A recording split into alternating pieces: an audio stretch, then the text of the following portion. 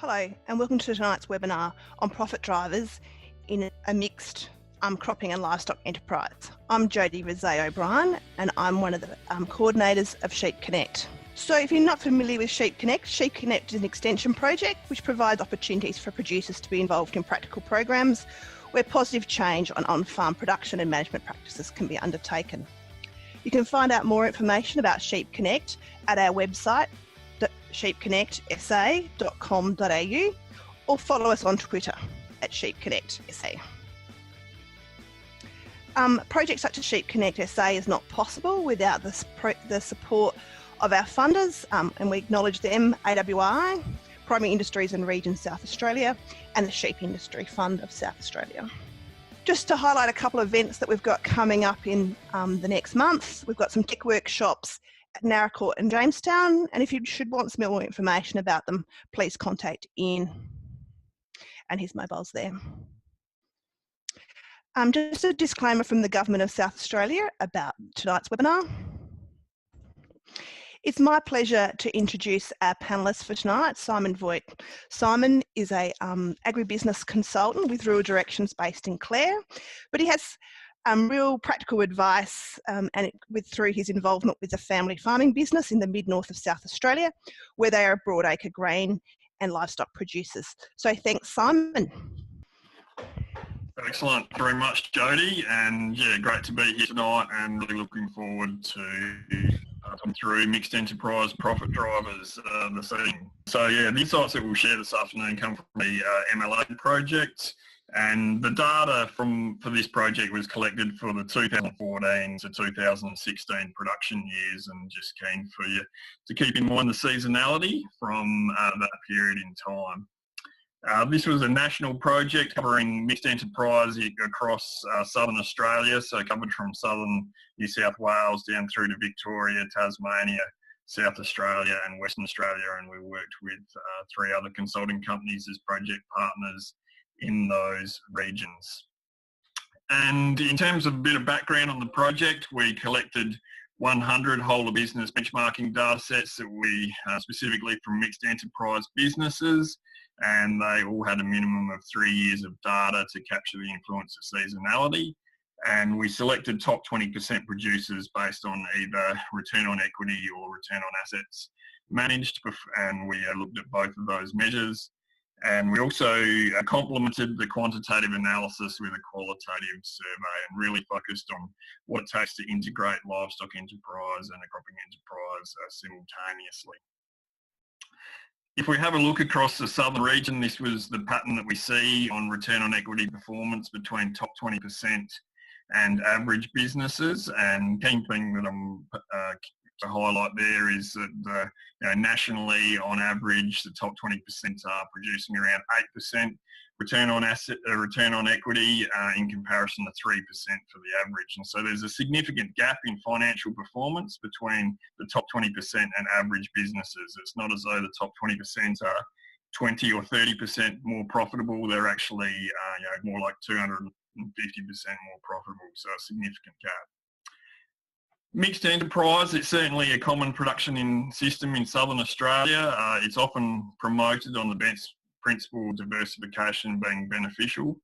I'll probably challenge that a bit in terms of, I think the business case for mixed enterprise needs to be stronger than purely being based on diversification. It really comes down to highest and best land use and what's going to be the most profitable from that land base over the long run.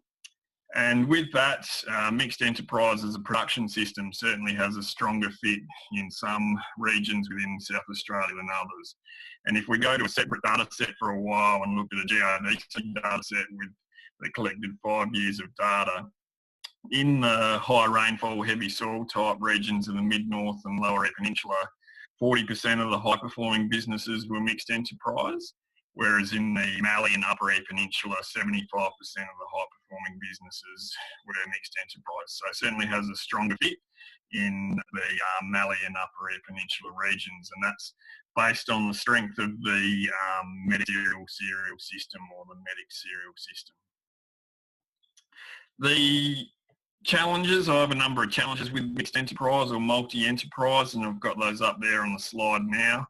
And the biggest of those challenges is the enterprise conflict that can arise in mixed enterprise businesses and in businesses that have a high level of complexity. And it's certainly much easier to have a greater focus and management attention if we've got less enterprises rather than more. So I was just keen to flag that there's a number of challenges with multi-enterprise businesses, and there's always a risk of internal management risk once we've got more than one or two key focuses. In saying that though, of course, there is a business case for multi-enterprise and for integrating and livestock, and that could be based around any of those aspects that are up on the screen now. And the big ones there for me are when livestock gross margins are stronger than alternative break crop choices. And that's certainly a strong business case, and which is often tied in with the last one there around livestock enterprises representing highest and best land use, and particularly for frost-prone landscapes or soils under waterlogging or sodic soils where a profitable grain legume is often not available.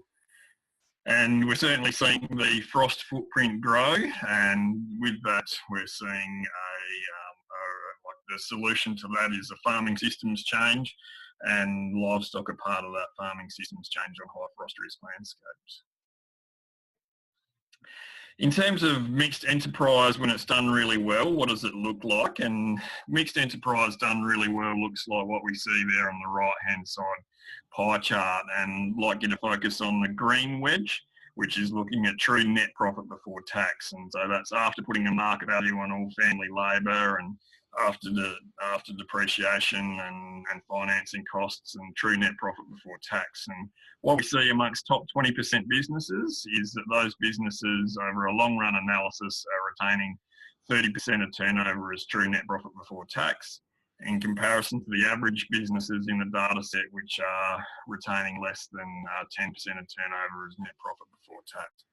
To put that into context, for every $1 million worth of turnover, the businesses on the right are retaining 30% as net profit before tax, $300,000 as net profit before tax, and the businesses on the left are less than $100,000. Something that's really important to acknowledge here is the resource base behind these two sets of businesses, and we have to recognise and acknowledge here that the resource base is essentially the same.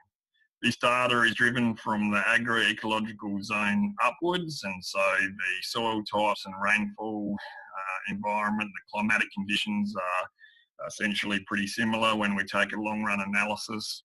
And when we look at the average scale between these two sets of businesses, it's also very similar. So we have to accept that the resource base is the same, and so I like to say that it's the management influence, and so it's the jockey, not the horse here, that's making the difference between being on the left-hand side or being on the right-hand side. And I don't say that to be difficult or challenging, I say that to be empowering, because it means it's decisions and choices that are within our control that can help us maintain a position on the right or move from the left to the right if we wish to.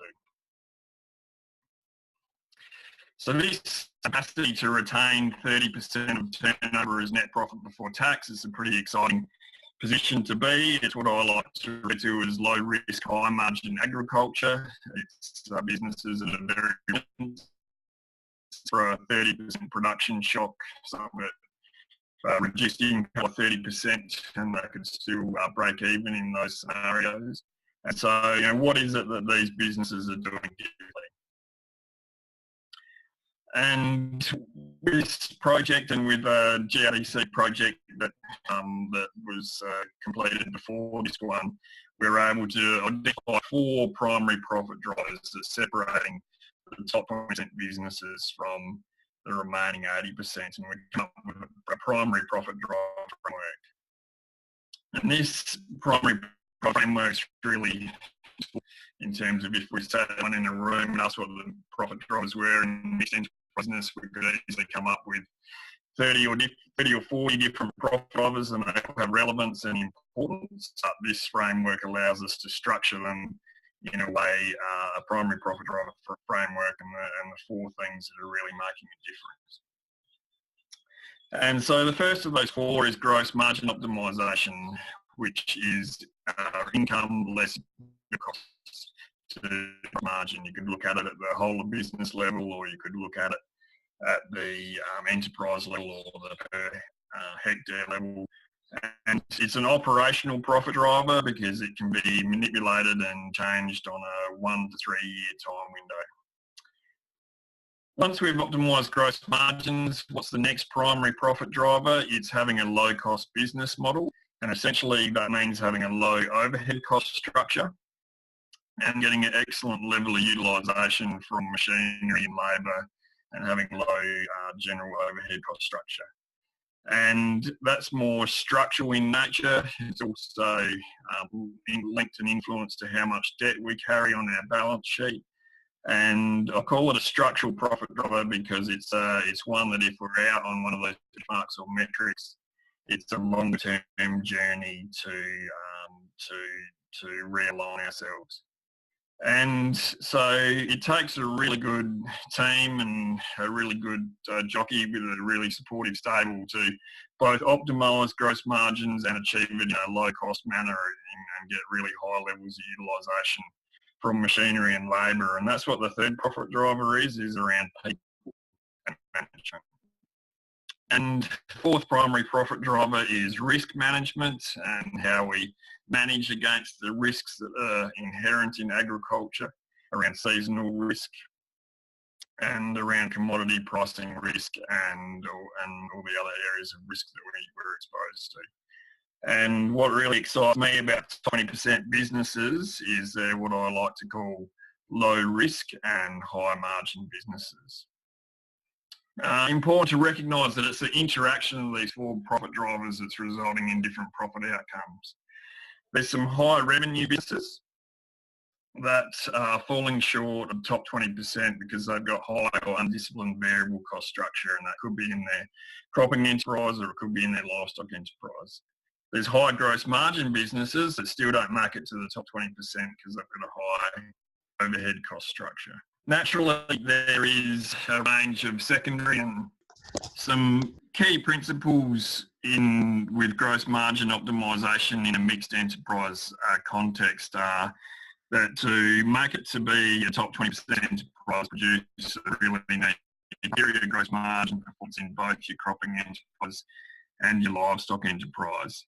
Any of the top 20% businesses, it wasn't a case of they were doing cropping really well and just doing okay with their livestock enterprise and their cropping enterprise pulled them through, or doing a really good job in their livestock enterprise and a mediocre job in their cropping enterprise and livestock pull them through. And added to that, need to be able to optimise yield in a cost-effective manner. So for every dollar invested into variable costs, top 20% producers were generating $2.50 of revenue in their cropping enterprise versus $1.90 for average producers or the remaining 80%. So there's things here that top 20% businesses are doing that's allowing them to leverage more revenue per unit investment into variable costs. And essentially that's around operational autonomous and ensuring that the enterprise conflict isn't eliminated income or gross margin potential in the enterprise. And see a similar pattern there in regards to the amount of revenue that they leverage per dollar invested in variable costs in their livestock enterprise. Up there on your screen now, you'll see a number of the secondary profit drivers that are supporting the gross margin optimisation profit driver. And the I like to call the big rocks, or the things that really make a difference, are the ones that I've got highlighted there in green. And so turn-off weight, optimising turn-off weight from a grass-based diet wherever we can within a short age profile is a key profit driver, because if we've got more kilograms of carcass weight that we're sending off, we have more kilos of saleable product against which we can allocate the pasture intake overhead of the breeding ewe. The breeding ewe consumes most of the pasture on the farm each year, so the more units of saleable product that we're able to create from a breeding ewe, the more cost effective it will be. The other one there is reproduction rate.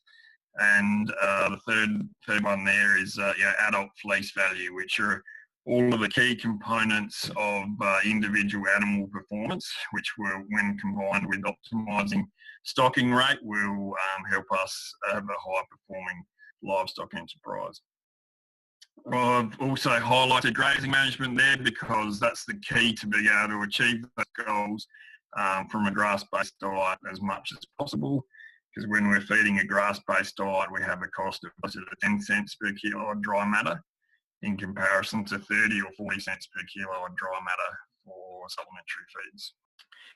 If we look at the livestock enterprises in the mid-north and look at top 20% versus remaining 80%, we see those aspects there in terms of stronger revenue per hectare, lower variable costs to produce a much stronger gross margin. And we see some increased turn-off weight, higher adult fleece value, and less investment overall in supplementary feed, which means they are achieving their goals from a grass-based diet more often than running 80%.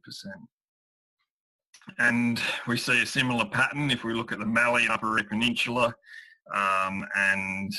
stronger gross margins in this case, slightly lower revenue, but disciplined variable cost control to produce a similar gross margin. And keep in mind that there could be some rainfall variation within the zone as well. With stocking rate, it was interesting within this mixed enterprise data set to note that the top 20% businesses were slightly more conservatively positioned on stocking rate. And stocking rate is a key profit driver when we've got greater than 400 mils of rainfall, the ability to have improved. Interestingly, in this data set, the top 20% were more conservatively positioned on stocking rate per unit of rainfall, and keep in mind that gross margin per hectare is a combination of stocking rate and individual animal performance.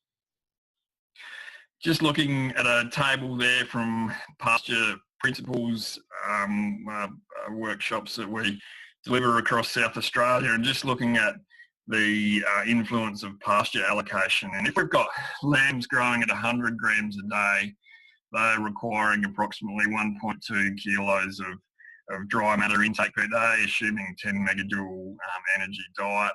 And if they're gaining 100 grams a day, 40 kilo lambs, we're only getting paid for around 33% of the diet, and the rest is almost 70% of the diet's getting burnt up in maintenance. Whereas if we've got lambs growing at 300 grams a day at the same weight, we're getting 60% of the diet is going towards weight gain, and only 40% of the diet is going towards maintenance. So it just underpins the importance of animal performance in terms of efficiency of matter allocation, and to be the way that we, grazing management and the way we utilise our pasture base can help us be more productive with our dry matter allocation. Within the project, we were keen to identify some key targets that were well aligned with the key profit drivers. And the first of these are 120, 120, 60 target. And this is around achieving 120% weaning, $120 minimum on lambs, and a $60 adult fleece value. And what this allows in a dual purpose context is it allows us to achieve revenue of more than $200 a ewe. And this sets us up to achieve a $55 gross margin per DSC. And we'll see in one of the slides a little later on why $55 gross margin per DSC is important when we put it in a mixed enterprise context. And essentially what these does, we might have a strong suit among these three, and there might be one of these that we're absolutely smashing, and that's all well and good.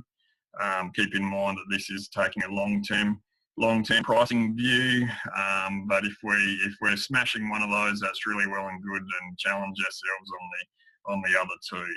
And I realise that in the last 12 to 12 months, there's businesses that are doing more than $300 worth of revenue per ewe, and that's fantastic. But there's also a number of businesses out there that are well short of $200 worth of revenue per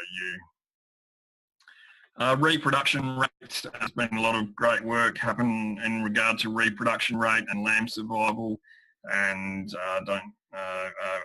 haven't got time tonight to touch too much on that in further detail, but it is certainly a key profit driver and one that we can have influence over.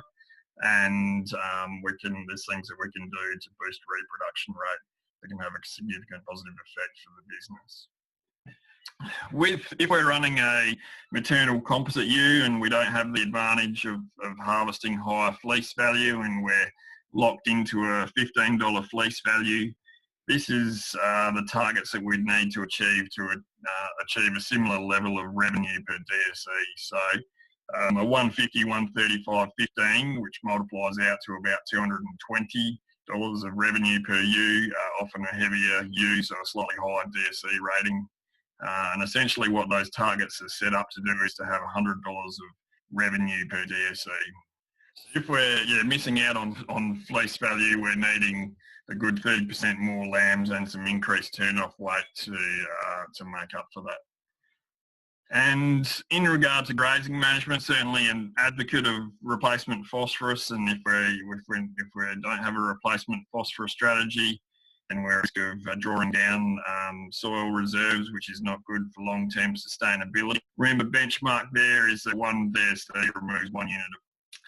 If we move to gross margin optimisation in a cropping context, and if we have a look here at the mid-north, we'll see the top 20% in this particular data set, 2% more crop yield. I went and pulled it apart and had a look at water use efficiency, because there will be a little bit of variation around where the top 20% businesses are located within the zone, and it's more like 10% stronger water use efficiency, and that's consistent with what we've seen in GRDC projects as well. We see 10% stronger water use efficiency and 10% more crop yield, often from an equivalent or lower overall investment into variable cost per hectare. And that's what sets that combination of optimising income from a realistic investment into variable costs, sets those businesses up for a strong gross margin. It's very difficult in a cropping context to be a top 20% producer if you're investing more than 40% of turnover into variable costs, and we're seeing here that the top 20% in this data set are investing 35% of revenue into variable costs, and that's assisting them to get there. A couple of metrics on the cropping side in regards to variable cost efficiency are looking at fertiliser costs, and we thought it was too broad to look at fertiliser costs on a per hectare basis, and so we looked at fertiliser costs on a per tonne of wheat yield basis, because the insight there is that it's possible to sustainably supply phosphorus and nitrogen to a wheat crop for $30 per tonne at wheat yield. So if you're in a 3 tonne region, that's $90 a hectare, 3 tonnes times $30, $90 a hectare. It's possible to supply phosphorus and nitrogen to that with a component of soil building within that level. And why is that important? It's important because we saw anywhere from $20 per tonne of wheat yield right up to $55 per tonne of wheat yield being invested in fertiliser. If you have 25% legumes in your crop rotation, it's actually possible to get that down to $25 per tonne of wheat yield. And on the chemical cost side, around $23 to $25 per tonne of wheat yield is a good budget or a good target for chemical cost efficiency. With gross margin optimisation in a cropping context, if we pull apart the secondary profit drivers there, we've got agronomy and timeliness and management of frosters coming out as the big rocks there. Why are they the big rocks? So good agronomy is what drives crop rotation, and good agronomy is what will be driving a disciplined approach to variable costs as well. And good agronomy is what's going to be driving yield. And operational timeliness, and we need to look at that as operational timeliness across the full calendar year. And top 20% businesses are certainly very good at achieving their operational timeliness targets, despite the variable conditions and seasonal changes and seasonal differences that will be thrown at them. very good at achieving consistent outcomes under variable conditions. And that's what's allowing them to leverage 10% more yield from a common or lower investment into variable cost per, and into fertiliser or chemical cost per hectare. It might interest people or intrigue people that price received is not highlighted as a big rock. Now, naturally, price received has an influence on profitability, and a $300 a tonne or $350 a tonne wheat price year under common yield is going to have a very different profit outcome than a $180 a tonne price on wheat. But when we look at the data between top 20% and remaining 80% in the cropping side, the price received per tonne is virtually identical. So it's factors beyond price received that is separating the top 20% businesses from the remaining 80%.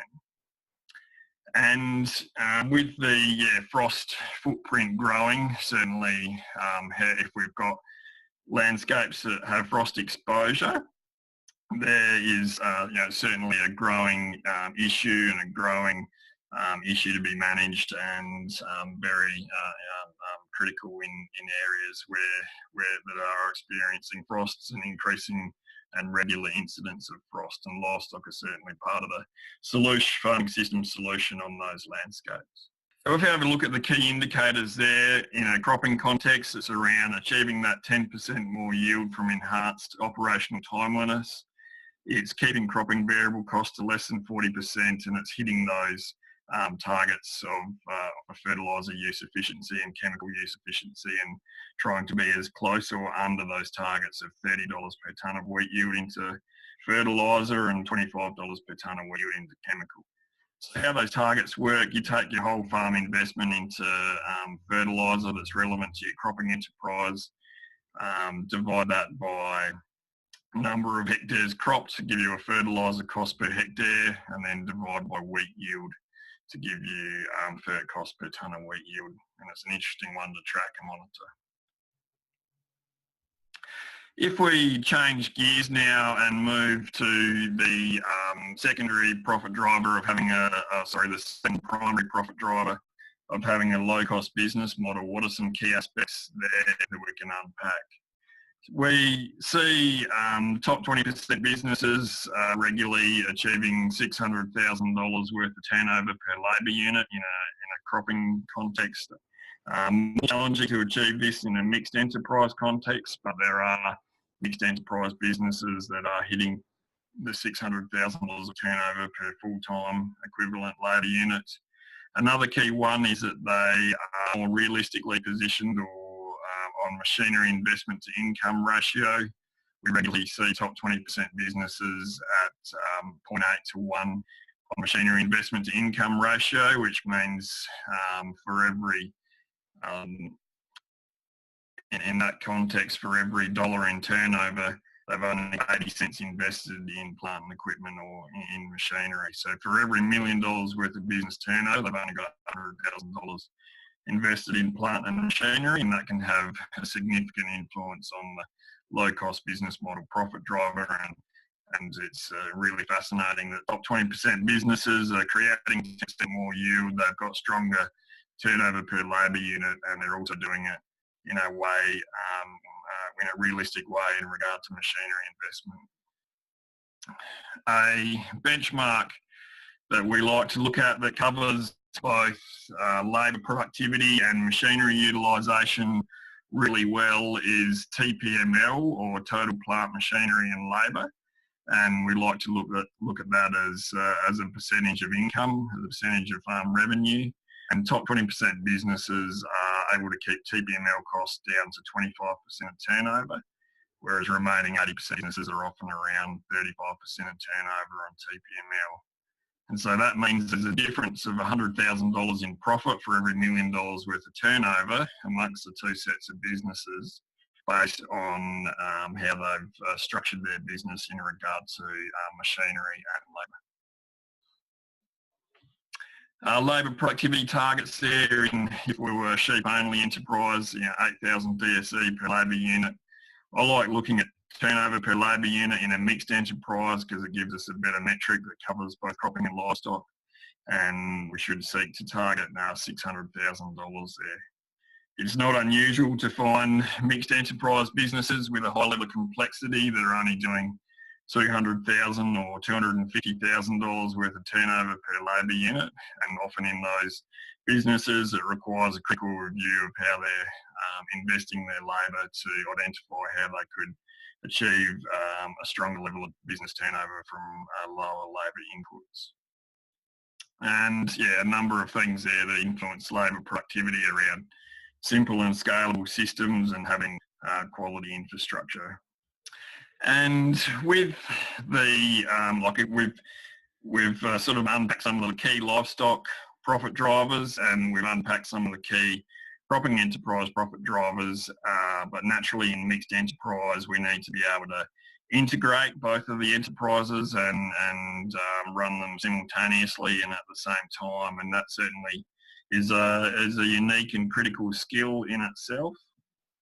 And it requires a higher level of implementation skill. We've got to give consideration to the crossover between enterprises, and we have to overcome or avoid the risk of enterprise conflict quietly eroding profit margins in one or more enterprises. And we have to ask ourselves, do we have the skill sets within the business to get the best out of both enterprises? And we need to optimise the win-wins and avoid the win-lose situations where one enterprise wins but the other loses, and certainly avoid the lose-lose scenarios where both enterprises are suffering.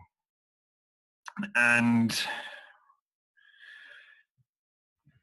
with the win-win scenarios, certainly a win-win when a livestock enterprise offers a stronger break crop gross margin than alternative break crop choices. And with this slide, it's needing to capture both high and low rainfall environments, and essentially there's quite a land class difference about halfway through that table. So if we look at the left-hand two columns there that are at 0.5 tonne and 1 tonne per hectare on the break crops, so on canola and beans and lentils. In that environment, we'll see that it is really difficult for 0.5 tonne or 1 tonne per hectare canola or beans to be able to be competitive with a livestock enterprise if we can get a livestock enterprise that's operating at $55 of gross margin per DSE. And so that's where we see the strength environments, livestock enterprise on medic-based pastures or a legume-based pasture can often be the strongest break crop choice. And so there's a really strong fit there for livestock. If we look at the right-hand two columns there, the next across, and we look at the high yielding break crop areas, we might be at 1.5 or 2 tonne per hectare. And in green is in each column the two highest performers. And so if we take a long-term look at lentil pricing at $720 a tonne, pretty challenging for livestock to be able to compete with that. And so if there's a capacity to grow lentils consistently, it's hard for livestock to compete and can achieve similar benefits around rotation effect and nitrogen gain.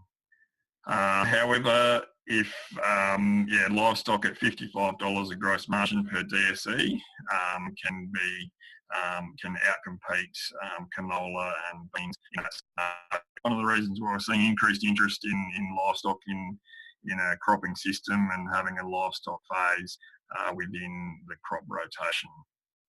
So, key messages here are around the underlying land class and land system certainly has an influence on the natural fit for having livestock in a cropping rotation, and we see that it's certainly got a stronger fit in the lower rainfall, lighter soil type regions where alternative break crop choices don't stack up particularly strong. And in that analysis, we've included an element for nitrogen gain and also land finishing on bean stubbles, so that we could compare livestock to alternative break crop choices on an equal footing. With the importance of seeding timeliness and this was just a key one that I was keen to raise. We probably see more mixed enterprise businesses that are at risk of having some part of their cropping program that's sown late, and being late with 10% of your seeding program can reduce whole of farm profit by 20%. So that tail can have a real problematic effect. And if we are running mixed enterprise and we're needing to sow fodder or sow permanent pastures, then we need to make sure that we're not pushing those into the key window for our cropping enterprise. And so I think it's a lose-lose to both enterprises if we're sowing feed or fodder crops in late April, May or June, because late April we're interfering with what I call the golden window for canola and other break crops. May would be interfering with the golden window for all crops, all crop types, and if we're sowing our feed after our main cropping program, or we're pushing the emergence of that fodder crop into conditions where soil temperature is low and conditions are cold, and we're reducing the number of kilos of dry matter produced. So certainly I think there's a key opportunity in mixed enterprise is to sow feed or fodder crops really early in end of March or early April, and make sure we're well out of the way before the golden window for our main cropping enterprise. And interestingly, if we looked at water use efficiency between mixed enterprise businesses and cropping only businesses, in the high rainfall zone, the mid-north and the lower Eyre Peninsula, we see, if we separate the data based on cropping only and mixed enterprise, we see mixed enterprise businesses generating 10% lower water use efficiency. And so something's happening there that's reducing water use efficiency. It could be through seeding timeliness. It could be through timeliness of control of summer weeds and volunteers and less stored soil moisture, and greater disease. Thinking that is a risk with mixed enterprise in that environment. If we don't get timeliness right, we will reduce water use efficiency. Interestingly, in the Mallee and Upper Eyre Peninsula, which doesn't surprise me, we're seeing mixed enterprise getting stronger water use efficiency, and that's a bit around that strength of the medic cereal system. It's interesting to look at machinery utilisation and labour productivity, and this principle of simplicity, and how simplification can be beneficial. And certainly if there's a risk that we have businesses that are overcomplicated and too many things going on and too many things happening, and we've got a diversion of focus and management attention, and we're drawn in lots of different directions, is where we're at risk of there being enterprise conflict. And so I really like that little graph there, which shows that if we are in that scenario where we've got too much complexity, that simplifying the business can also enhance effectiveness. And simplification is a powerful principle. There's quotes that say simplification is the source of brilliance, and that's because it allows for greater focus and greater labour productivity and enhanced mindset and well-being and less enterprise conflict.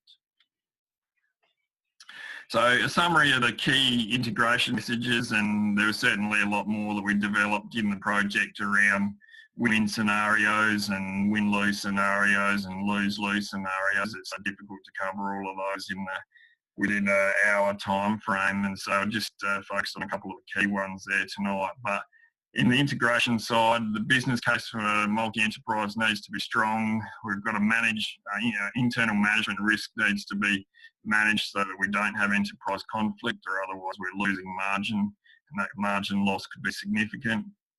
Make sure we're hitting those key profit drivers and recognise the power of simplicity, both around timeliness and also getting high levels of utilisation from machinery and labour. If we have a look at some best practice integration and some key indicators, I've got those listed there around targeting retaining 30% of turnover as net profit through how we structure our business to achieve those key profit drivers, and how we structure it to optimise gross margin, but also do it in a low-cost manner. set a stretch target there to have all fodder crops sown by the end of March, and I've put that as a stretch target just to make sure that they are out of the way by early to mid-April so that they're not interfering with the main cropping window. Having seeding completed in a really timely manner in the month of May, a legume-based pasture phase, which is allowing us to get some natural end gain and rotational benefits, and setting us up to be able to grow cereal crops in a cost-effective manner. Really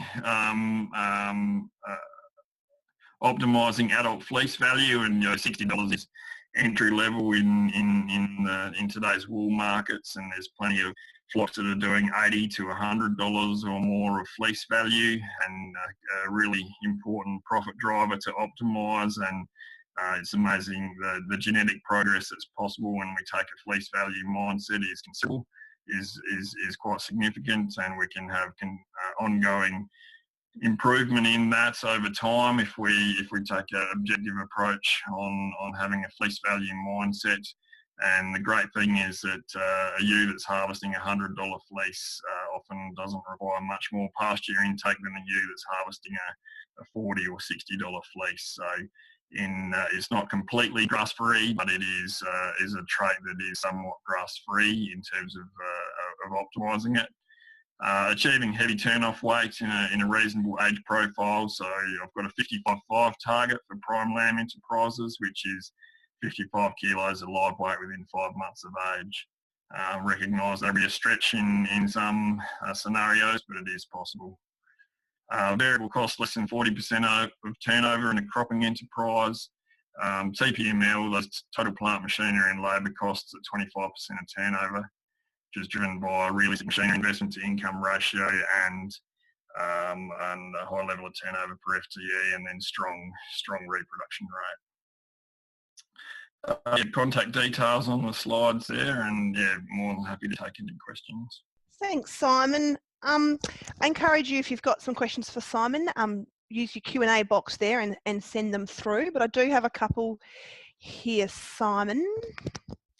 The first one was about what was the influence of the level of cropping and the availability of stubbles on supplementary feeding levels?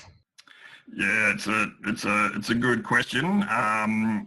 With the enterprise mix, it was often around 60% cropping, 40% livestock was roughly what it was across the two data sets. It would have been a higher cropping percentage than that in the lower Eyre Peninsula in the high rainfall regions, and we didn't specifically pull apart supplementary feeds and stubble area, but so it's a good question that we didn't explore in full in this data set. The other question, and another question here, is about, are any of those other top 20% of producers using Australian sheep breeding values when they're selecting their rams? For sure, and that's a great question, and it's one that it's not one that we explored in a high level of detail around what percentage of the top 20% we're using ASBBs and what percentage we're using alternative approaches, but certainly it's an element that allows us to achieve objective selection, particularly on that fleece value, on getting continuous improvement on fleece value. And so, certainly an advocate of objective approach in regard to optimising fleece value and other traits. A couple more coming in, sorry. Question here about the use of vetch in rotation and whether those top 20% of producers used vetch. For sure, and I guess the vetch cereal is an alternative approach in the upper Eyre Peninsula and Mallee region, and some producers are doing that. There's also producers in the high rainfall regions growing vetch, and it would be around with a medic cereal system. Often it is, if the medic is really well managed, it can be self-generating medics, and so I love that medic cereal system in terms of simplicity, in terms of when there is an opening rain, we'll it doesn't have to be sown, and it's there ready to go, and away things go, and you can get straight into planting, seeding wheat or barley and get those in the time window. So there's certainly I really like the medic system if they can be self-restraining. Recognise that that's not always the case, and that there can be stronger levels of dry matter production from vetch and Great, thanks. Another one come in here. There was in relation to stocking rates. So why was the stocking rate less in the top 20% of producers, where, as we sort of talked about, was where the importance of stocking rate in profit drivers? High rainfall, in the high rainfall region, like 2 DSE per hectare per 100 mil is an optimal stocking rate position, and being remaining 80% over and above that 2 DSE hectare per 100 mil, and so pushing stocking rate too far, and so essentially the businesses that were more conservatively positioned on stocking rate margin, well, they were picking a gain on individual animal performance that was outweighing what they were losing on the stocking rate metric. And it's interesting. I think we also need to be mindful that this is a mixed enterprise data set, and that in a mixed enterprise business we have a cropping enterprise that we're looking after, farmers running a livestock enterprise, and if we are really pushing the end or pushing the window, the stocking rate one, we need to be mindful that it's in a mixed enterprise context where we have got and that to run a really high stocking rate system, we have to be very responsive to changing seasonal conditions. But essentially, how the top 20% achieving a stronger gross margin with a lower stocking rate, or they're getting a gain on individual animal performance that's outweighing the stocking rate effect. Thanks for that, Simon. And thank you very much for your webinar tonight. It's been really informative. What we'll do is the webinar will be available, and we'll flick you an email once it's been edited, and we'll also make that available on the Sheep Connect SA website and on our Sheep Connect YouTube channel. I'd also like to thank our funders, AWI, Primary Industries and Regions South Australia, and also the Sheep Industry Fund of South Australia. So thank you for your time tonight. Hope you've enjoyed the webinar, and we'll put that up on the Sheep Connect website once it's been edited, which will be in the next week or so. So thanks so much for your attention tonight. Cheers.